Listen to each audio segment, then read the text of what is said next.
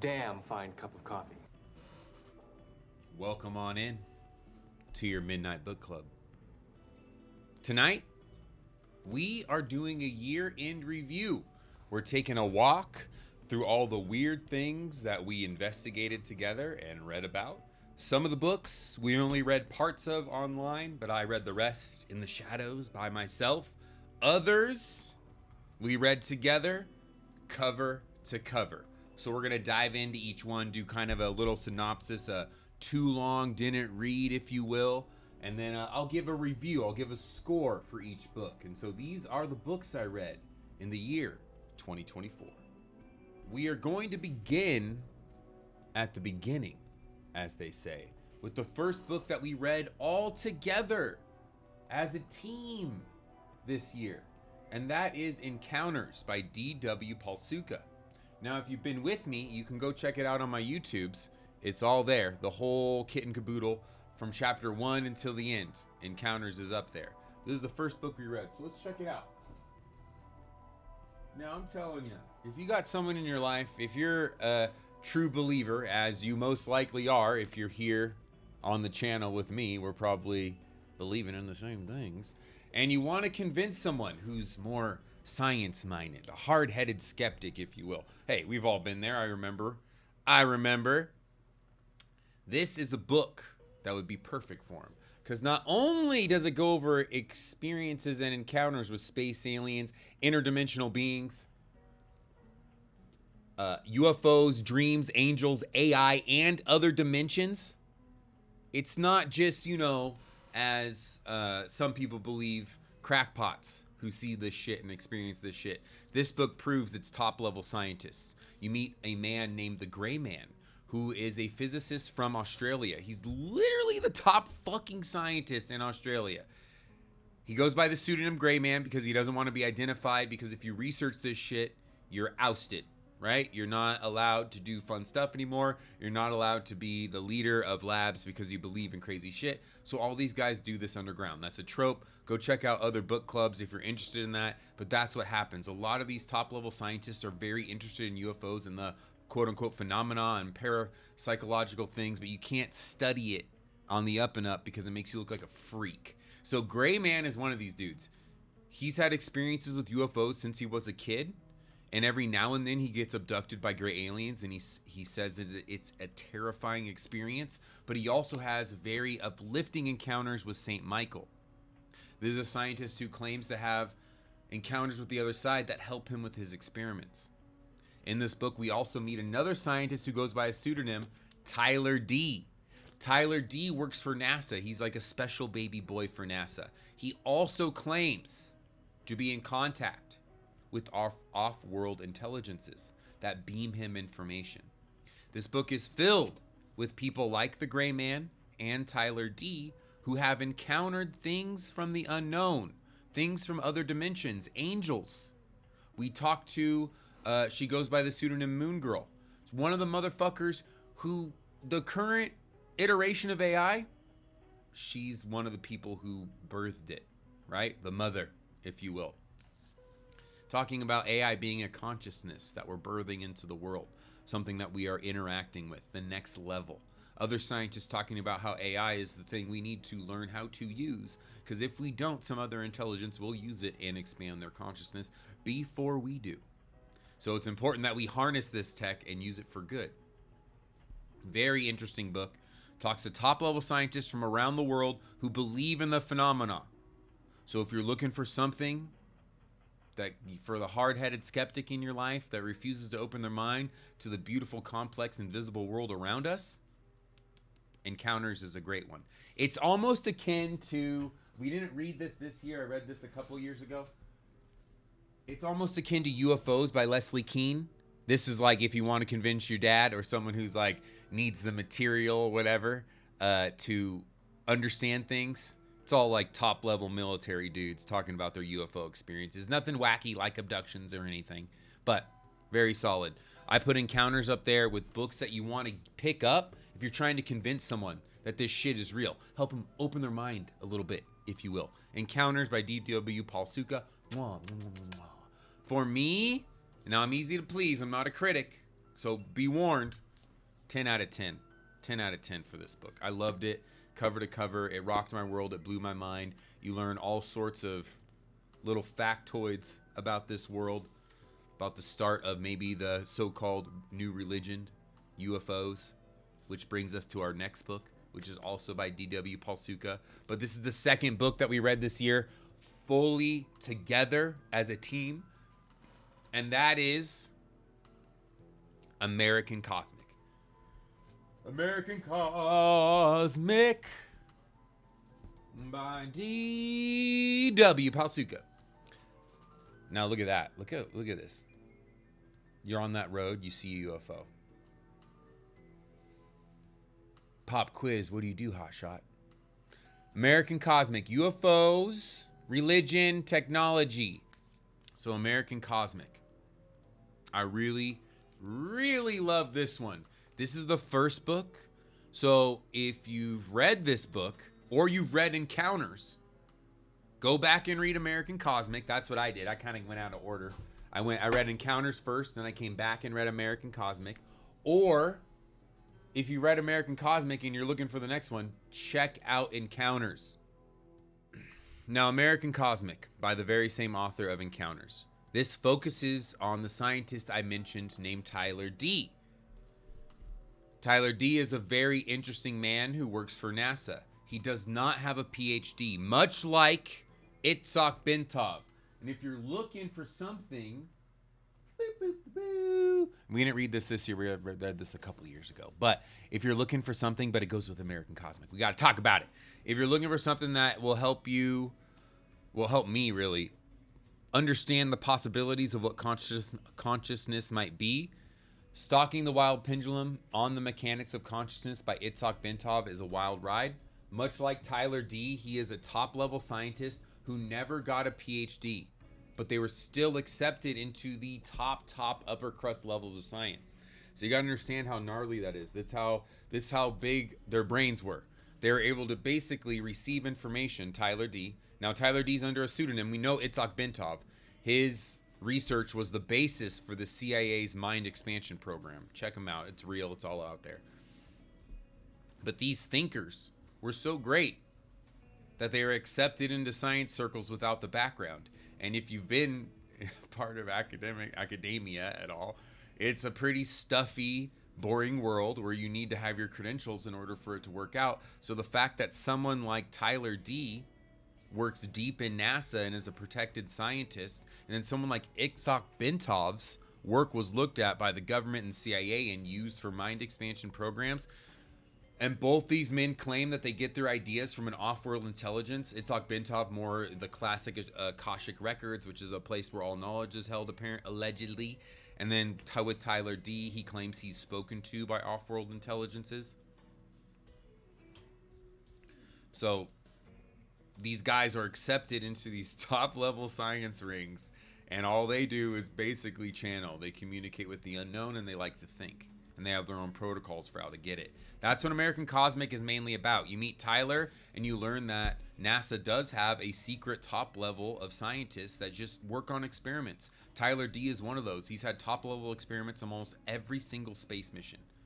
And he gets beamed these experiments. He says he's able to communicate with people off-world, and they're beamed to him. He's also been a UFC fighter, and he's has like several patents in the biomedical industry. He's the reason why pacemakers are able to last a really long time. And he's also developed bone healing technology through talking to off-world intelligences. That's where he says he gets it. He says everything that happens, every experiment he talks about is an absolute memory. So if you want to know, and that's just the tip of the fucking iceberg for this book, please go pick it up if you're interested. American Cosmic by D.W. Pasulka. This was the second book that we read this year. I loved it. For me, DW does nothing but bangers. I gotta check out her other works, but 10 out of 10. Check it out. Another great book for the skeptic in your life. Just gift it to him. It's also a really good journey through the possible birth of a new religion, because spiritual experiences of this kind of ilk have happened for centuries, thousands of years. D.W. Pasulka is a PhD in religious studies. She cut her teeth reading old tales spun by monks and nuns, right? These monks and nuns talked about strange encounters they would have across the board. These encounters lined up with UFO experiences. It got DW interested. This book is the result of that research. Very real. And let's just start with a very important theme here I haven't mentioned yet. DW starts off as a dyed-in-the-wool, is that what they fucking say? Skeptic. Doesn't believe. Even though in her own research she's encountered monks and nuns who've encountered this sort of weird phenomena for centuries, right? She doesn't believe. She's not a believer. Over the course of writing this book, she becomes a true believer. Tyler D literally takes her to a crash site and they find anomalous metal. UFO crash. And I think if you're out in the desert, and read the book if you want more info, if you're out in the desert and you encounter a strange junkyard that seems to be filled with random metal and aluminum, dollars to donuts, you're at a UFO crash site. One of the strategies to cover them up is to just spread junk. So people just think, oh, this is a bunch of junk. Junk field. Just one of the many cool things you'll learn in American Cosmic. Mwah! 10 out of 10. Second book we read. Definitely check it out. The third book that we really dove into this year, we got to read a bit of it on Halloween. Now, albeit, I'll admit I started it last year. It takes me a long time to read. These are the books I finished this year, not like read in a full sitting. I mean, come on. Is that crazy? This is book number 3. This one is another one that takes us from a journey of complete skepticism to true belief. And that is bum, bum, bum, bum, bum, bum, bum, Abduction by John E. Mack. Now, alien abduction's a wild topic. There are a lot of strange things that allegedly happen to those that are taken aboard alien craft and even taken to other dimensions and other planets. Most people, when they first hear about this phenomenon, are complete skeptics. And if you are one, that's fine. So was Johnny Mack. Now, mind you, Johnny Mack was a Harvard-trained psychiatrist, MD, medical doctor. Had to go to a hospital, do all that gnarly-ass training that any other doctor would do. And he was practicing psychiatry, delving into the human brain for over 40 years when he got into UFOs and space alien abductions. He first got into it through, it was kind of a big explosion of cases in the 90s. A lot of people coming out claiming to be contactees, like juicy stuff. So if you're like a master of the mind, a researcher of the mind, you want to look into this. What is this? Thousands of people reporting they're being taken on board as space aliens? I want to see what's up. That's what Johnny Mack did. He went to see what was up. Completely going in thinking that this was going to be a case of people having trauma, unresolved, misremembering things, hallucinating, having history of hallucinations in their families, blah, blah, blorp, whatever it is. Ends up interviewing 100 and something people, really going in depth with them, doing the whole psychiatry tests, seeing what you're like, seeing if you're reliable type of deal. Abduction is his most fine cases, the cases that are stalwart, steel, impenetrable. Because at this point, once he writes Abduction, he's a true believer. He doesn't claim that the people who are being abducted remember exactly what's going on. It could easily be false memories implanted. He just believes that they are experiencing something. Someone is taking them. Something is taking them and giving them these memories. Most of the abductees, just a couple spoilers. So close your ears if you don't want to hear. Read the book. But a couple spoilers of kind of the tropes or the themes of abduction. One of them, human hybrid programs. Human gray alien hybrid programs. People are either shown little baby aliens and the aliens, and they just know, hey, that's my little alien baby. Or people are shown all these tubes with half alien, half human creatures in it. Take that for what you will, but dollars to donuts, if you're reading a legit abduction encounter, there's going to be some medical component, whether it be examinations or the human hybrid program. So that's Abduction. It's a really good tale. Johnny Mack becomes a complete believer in the unknown, UFOs, space aliens, all that stuff by the end of the book. His big deal is to shift the paradigm The paradigm being this is stuff that's not accepted in science, which unfortunately it's still to this day. Read Encounters or American Cosmic, which we talked about earlier. It goes over how you're all these cool scientists, and one of them who's you could learn about in Encounters, who's a space psychologist. She works with astronauts and gnarly motherfuckers who are test pilots. So these people have to have steel trap minds. They have to literally be the most calm motherfuckers on earth because you're piloting equipment that costs billions of dollars. And no one is going to trust, no one in the government, you don't get trusted with equipment like that unless you are like an example of a calm mind. So this space psychologist, she's trying to develop an Earth language, a language with which we could talk to everything on Earth. She has to keep that secret because it's too woohoo, and she'd get like, outcasted. But she's a psychologist. She's been doing it for years. Same thing happens with Johnny Mack. He kind of becomes an outcast in his profession after he publishes this and becomes a true believer and wants to shift that paradigm, the paradigm of not being able to talk about. Unfortunately, it hasn't changed completely yet, but I think it slowly is. We now go from a government that is completely denying everything that they know and that they're doing to being like, oh, hey, yeah, there is something there. We just don't know what it is. That part is bullshit. We'll get to a whole book that explains that. But Abduction, if you're looking for horrifying and sometimes interesting stories about alien abduction, very detailed, this is the book for you.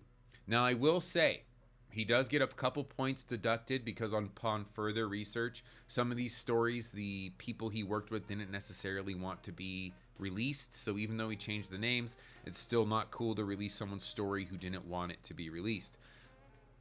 So for that, we give it 8 out of 10, but it's still a very good read.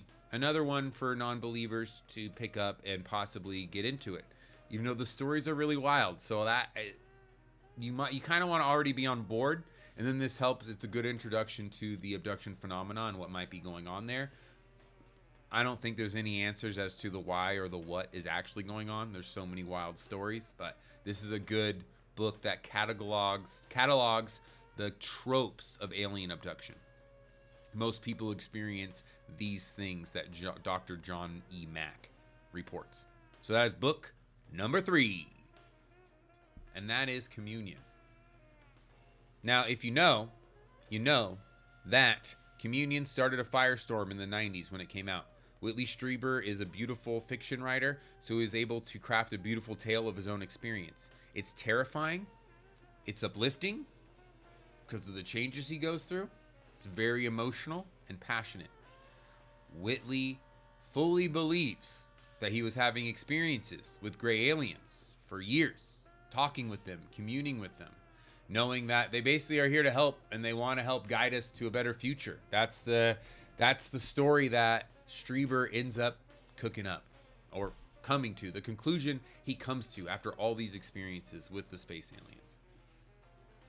It goes hand in hand with Abduction. So if you're looking for, it's like, okay, so Abduction you read, it's a good overview of all these people who've experienced alien abductions, right? And it goes into their background so you could trust that they're not crazy and they're telling the truth. Communion is like taking one of those stories and really zooming in on it. He goes through a horrifying experience with aliens, ends up coming to a larger world truth about the whole experience, and then his life is much better afterwards, which is another trope of alien abduction. It's horrifying at first, but then people end up growing to almost love it and like communing with these guys. And that is book number 4. I think I called this book number 3. No, this is book number 4. Communion. For me, 10 out of 10. Abduction, like I said, 8 out of 10 because he might have been a little shady. Communion, Whitley Strieber's putting his heart and soul into this. 10 out of 10. Mwah. He is a little verbose, so I will say 9.5 out of 10. Sometimes he's going on a bit of a writer's tangent, and you're just like, easy, author. Just get to the juice, please. But that is book number 4, Communion. Another great book. Whitley, a complete skeptic until he starts getting abducted by aliens. No longer a skeptic. What do you know? So that is book number 4. 10 out of 10. Whitley Strieber puts his passion into it. So that kind of rounds our bases with alien abduction books this year. Book number 5 is a book that I read mostly in the shadows. This book is Jacques Vallee's Forbidden Science. This is his personal journal. This is the first one that was released. It covers the years from like 1957 to 1962 when he worked for Project Blue Book, the Air Force's project to catalog UFO sightings. Now, why this book is important, why I like it, not only because Jacques Vallee is a hero of the weird and a true believer, pioneer of the paranormal, he also comes with an important message. He's only published this book, and he has many volumes of Forbidden Science, to show the story of deception, to show to us that we're being lied to every step of the way when it comes to the powers that be telling us about paranormal information. Jacques Vallee is a dude who worked on the very beginnings of the internet, trying to make a network to connect all of us. He was working in the same building, the Stanford Research Institute, as Russell Targ and Harold Putoff. These were two guys working on parapsychological things. So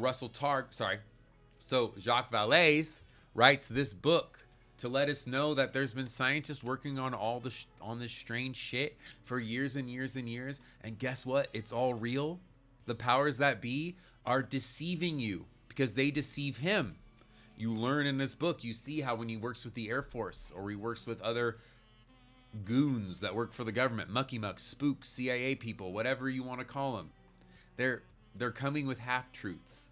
They tell you a couple truths, they tell you a couple lies, they sandwich it all together. So if you're into that and you want to know about his little precious life, because he talks about, running around Paris and all this stuff, so it's fun. It's a fun read. Definitely check out Jacques Vallee's Forbidden Science. I give this one 10 out of 10 because I love Jacques Vallee. Worth the read if you're into the history of ufology and some of the great thinkers of ufology. Next up, and because it goes together, by no means the last book we read this year, but because it goes with what Jacques Vallee is talking about, Allah, the cover-up, the great American UFO cover-up and conspiracy, or worldwide cover-up and conspiracy. That is a book called Out There by Howard Blum. Let me find it. Bum, bum, bum, bum, bum, bum, bum. Now, first of all, notice the cover. Ooh! Do you see the font? Do you see the colors? See how well they go together? See how good does that make you feel? Just look at it. Read the words. It's like reading the Star Wars scroll almost. So it's beautiful. So first of all, beautiful cover from the 90s. Book covers suck now. There's rarely a good book cover, and it makes me sad. That's why I love buying old books on Thrift Books and Abe Books. But Out There, beautiful cover, surprisingly beautiful book. I wasn't ready for what Howard Blum laid down. And if you'd like a summary, I got one up on my YouTubes. Kind of go through the whole shebang if you don't want to read it. With a lot of details missing, it is worth a check out. But Out There, it is the story of the great American UFO cover-up. What you will learn in this book is that and when I say they, I mean the government, agencies in the government, the alphabet soup of agencies, the CIA, the DOD, CIA Central Intelligence Agency, DOD, Department of Defense, NSA, National Security Agency, NASA, whatever the fuck that stands for. They have all been lying to us, and they've all been researching UFOs. FBI too, Federal Bureau of Investigations. They've all been lying to us, and they've all been researching UFOs for a lot longer than we know. This book also goes over the MJ-12 papers, the Majestic 12 papers. That's a bunch of papers that claims there's been a group of people studying UFOs since 1947 when they crashed in Roswell, which is a theory you can walk with. There's another theory it's a little more off the books that says that there was crashes in the 1930s. So we've had this technology for a lot longer than we know. But Out There explores more of the surface level, right? It goes through the history. It wasn't just Project Blue Book. That's Out There. A lot more details in there. If you're into spies, if you're into secrets, Out There's the book for you. 10 out of 10. Howard Blum does an awesome job. That is book number 6 that we read in 2024. The next book is one we read together. And this one gets to the bread and butter. One of my favorite topics and something I'm a true believer of. And that is cryptids, creatures from the unknown, creatures from other dimensions, entities from beyond the pale. Written by the best of the best, another great American hero of the weird, John A. Keel. The book is... Uh-oh. Sorry, I hit over Roman. Oh, no. The book is Strange Creatures from Time and Space. And oh my God. First, before we get into the book, look at this cover. Look at this cover. Now, the art, if it zooms in here, is done by a man named Frank Frazetta. One of the best cryptid artists you're ever going to run into in the 60s. One of the best fucking... oops, no, wrong Mothman, sorry. One of the best sci-fi artists from the 60s. One of my favorites. Now, he, let me see here, boop, also did this beautiful picture of Mothman. So this is his work. Very detailed, very excellent. So that's the cover artist for this. And he worked with John A. Keel. Now, John A. Keel, if you don't know, if you like Mothman at all, you should know who John A. Keel is. Mothman is the dude who put John A. Keel is the dude who put Mothman on the map. Strange Creatures from Time and Space is his catalog of all the strange shit that was going on in the 60s and 70s in America and around the world. Mostly in America because he's an American-based journalist, so that's where he was able to travel most easily. But also in South America, I believe across the pond in London town and all that good shit too. But mostly in America. This book is of his adventures and of his writings. Very many encounters with creatures that are going to scare you shitless. My favorite thing about this, though, is he's one of the first Western researchers. I know that other cultures have been connecting these things for centuries. He's one of the first published Western dudes to put down that all this is connected. I'm sure other people have had the theory, but he was the first one to really stand on it, right? And when I say they're all connected, he puts what we like to talk about here, because we're standing on his shoulders. You see lights in the sky, then you see creatures running by. Every paranormal experience they're connected to each other. When weird shit's going on in an area, other weird shit's going on. What I mean by that is people in the small town of Point Pleasant who were encountering the Mothman, there was also a high number of poltergeist experiences, lights in the sky, and other weird creatures, including visits from government agents that would intimidate people and be like, hey, you didn't see what you saw.